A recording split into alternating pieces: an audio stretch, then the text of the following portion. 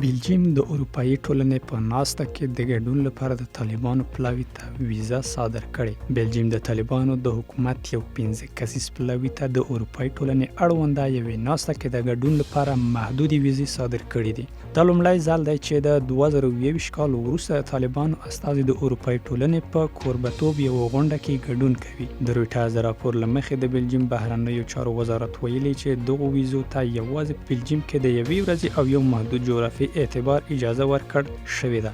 د امنیتي دلایلو له امله د غونډې دقیق وخت او نور جزئیات نه دي اعلان شوي. د طالبانو حکومت تر اوسه په رسمي ډول د دې سفر او د غونډې د اجنډا په اړه څه نه دي ویلي، خو یوې سرچینې بي بي سي ته ویلي چې د پلاوي مشري د بهرنیو چارو وزارت ویان عبدالقاهر بلخي کوي او ټاکل شوي چې پلاوی له ترکیې څخه بروکسل ته سفر وکړي.